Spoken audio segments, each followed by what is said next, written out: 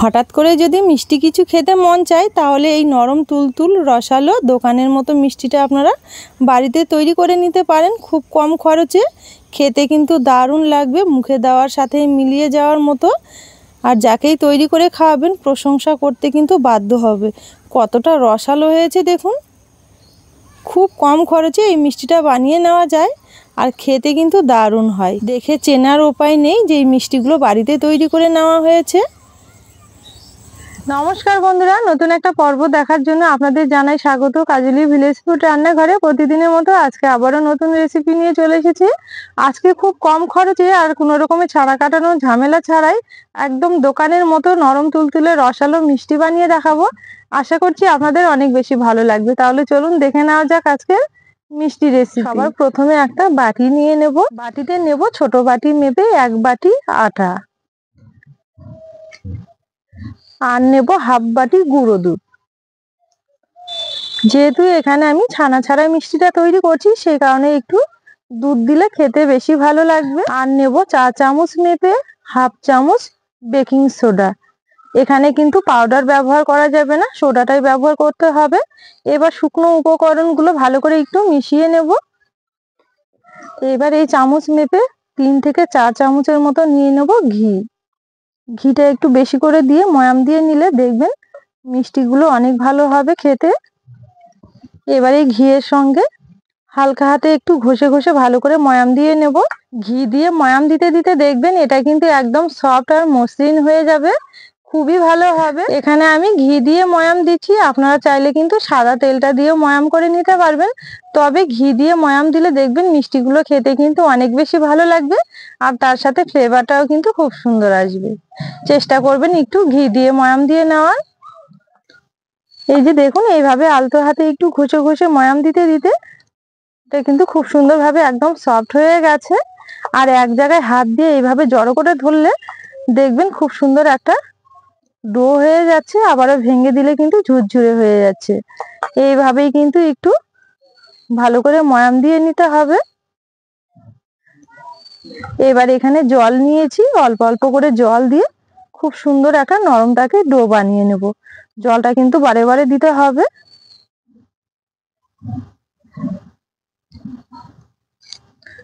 আর এই ডোটা কিন্তু একটু নরম করে মেখে নিতে হবে, খুব একটা শক্ত করা যাবে না, নইলে মিষ্টিগুলো কিন্তু ভেতর থেকে শক্ত হয়ে যাবে। আর যদি ডোটা একটু নরম করে তৈরি করে নেবেন তাহলে দেখবেন মিষ্টিগুলো একদম নরম তুলতুলে আর রসালো হবে, খেতেও অনেক বেশি ভালো লাগবে। এই যে দেখুন এখানে অল্প অল্প করে জল দিয়ে একদম নরমটাকে একটা ডো বানিয়ে নিয়েছি। এখন কিন্তু একদম চিটচিটে হয়ে রয়েছে।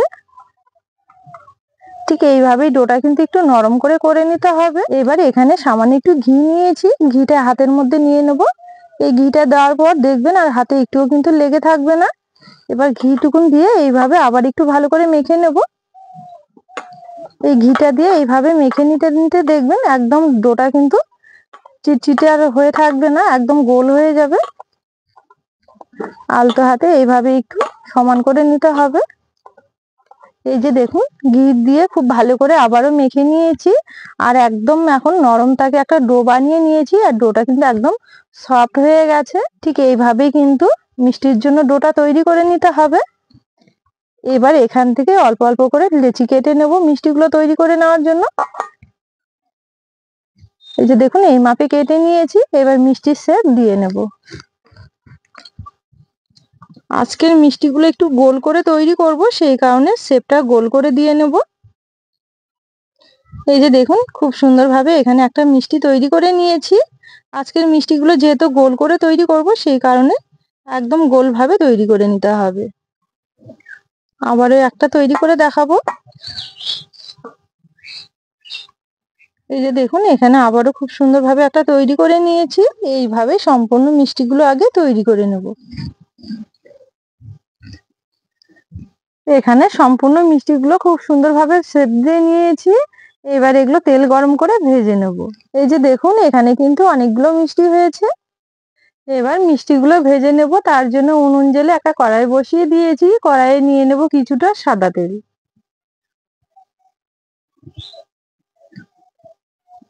মিষ্টিগুলো ভাজার জন্য প্রথমে কিন্তু তেলটা খুব একটা হাই হিটে গরম করা যাবে না, হালকা কুসুম গরম অবস্থায় মিষ্টিগুলো ছেড়ে দিতে হবে।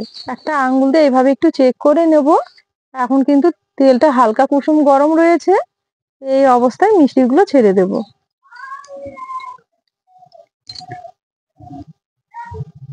এখানে বড় কড়াই নিয়েছি, সেই কারণে সমস্ত মিষ্টিগুলো একসঙ্গে ভেজে নেব। আর মিষ্টিগুলো তেলের মধ্যে ছেড়ে দেওয়ার সঙ্গে সঙ্গে কিন্তু খুন্তি দিয়ে নাড়াচাড়া করা যাবে না, এইভাবে একটু তেলটা দুলিয়ে দেব, ঘুরতেই থাকবে আর খুব সুন্দরভাবে কালারটা চলে আসবে। দেখবেন মিষ্টিগুলো ভাজতে কিন্তু একদমই সময় লাগবে না। আর অতি অবশ্যই কিন্তু হালকা আঁচে ভেজে নিতে হবে, তাহলে মিষ্টিগুলো দেখবেন হালকা আঁচে ভাজা হতে হতে খুব সুন্দরভাবে ফুলে উঠবে আর খুব সুন্দর একটা কালারও আসবে। এবার একটু শক্ত হয়েছে, কন্টিনিউ খুন্তিতে এভাবে একটু নেড়ে চেড়ে ভেজে নেব।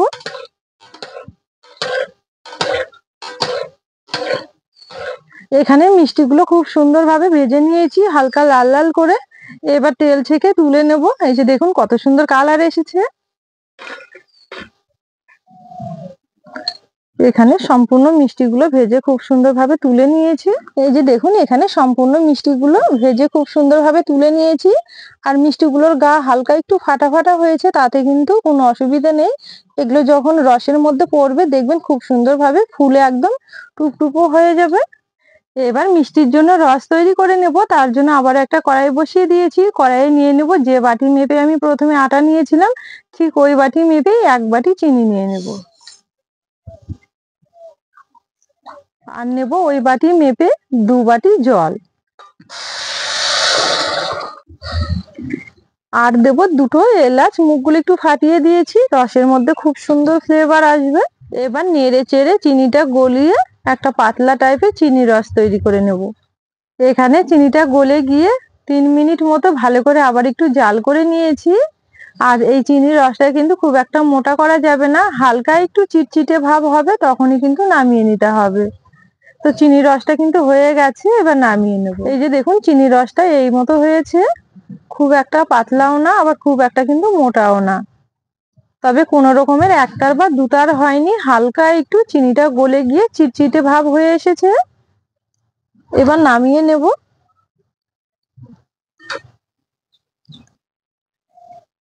আর এই মিষ্টিগুলো রসের মধ্যে ছেড়ে দেবো। যদি চিনির রস গরম হয় তাহলে কিন্তু অতি অবশ্যই মিষ্টিগুলো একটু ঠান্ডা করে নিতে হবে।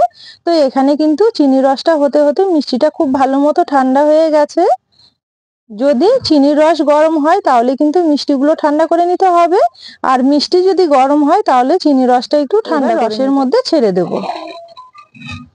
রসের মধ্যে দেওয়ার পর ভালো করে একটু নেড়ে চেড়ে নেব। আর একটা জিনিস লক্ষ্য রাখতে হবে, রসটা এমন ভাবে তৈরি করতে হবে যেন সম্পূর্ণ মিষ্টিগুলো রসের মধ্যে ডোবানো থাকে। এখানে রসের সঙ্গে খুব ভালো করে একটু নেড়ে চেড়ে নিয়েছি। এবার একটা থালাতে ঢেকে মিষ্টিগুলোকে আমি প্রায় 1.5 ঘন্টার মতো রেস্টে রেখে দেবো। আর 1.5 ঘন্টার মধ্যেই দেখবেন মিষ্টিগুলো একদম নরম তুলতুলে আর রসালো হয়ে যাবে। তাহলে বন্ধুরা ফিরে এলাম প্রায় 1.5 ঘন্টা পর। তাহলে চলুন 1.5 ঘন্টা পর আপনাদের মিষ্টিগুলো দেখাই কেমন হয়েছে। এই যে দেখুন মিষ্টিগুলো কত সুন্দর হয়েছে, একদম নরম তুলতুলে আর রসালো, পুরো দোকানের মতো হয়েছে। দেখুন এইভাবে মিষ্টি তৈরি করে নিলে আর দোকান থেকে কিনে খেতে হবে না। কতটা রসালো হয়েছে দেখুন। এবার মিষ্টিগুলো একটা থালার মধ্যে তুলে নেব। দেখুন পুরো দোকানের মতো লাগছে দেখতে, শুধু দেখতে দোকানের মতো লাগছে না, খেতেও কিন্তু দোকানের মতোই লাগবে, একদম নরম তুলতুলে আর রসালো, মুখে দেওয়ার সাথেই মিলিয়ে যাবে এই মিষ্টিগুলো। আপনারা একবার হলো এই মিষ্টিটা তৈরি করে খেয়ে দেখুন, কথা দিচ্ছি আপনারা যদি একবার তৈরি করে খেয়েছেন দেখবেন বারবার করে এই মিষ্টিটা বানানোর আবদার আসবে বাড়ি থেকে। এতটা লোভনীয় লাগছে যে কেউ দেখেই কিন্তু এই মিষ্টিটা খেতে চাইবে। এই যে দেখুন পুরো মিষ্টিটাই আমি একটা থালার মধ্যে তুলে নিয়েছি, আর কতগুলো হয়েছে। তাহলে বন্ধুরা আজকের এই মিষ্টি রেসিপি আপনাদের কেমন লেগেছে অবশ্যই একটা কমেন্টের মাধ্যমে জানাবেন। আর পুরো ভিডিও দেখে যদি রেসিপি ভালো লেগে থাকে তাহলে সবার আগে চ্যানেলটি একবার সাবস্ক্রাইব করে নেবেন। আর প্রতিনিয়ত নতুন ভিডিওগুলো পাওয়ার জন্য পাশে থাকা বেল আইকনটি অবশ্যই একবার ক্লিক করে নেবেন। আজকের জন্য রেসিপি এখানেই শেষ করলাম, ফিরে আসবো পরের দিন নতুন রেসিপি নিয়ে। ততক্ষণের জন্য আপনারা ভালো থাকবেন, সুস্থ থাকবেন।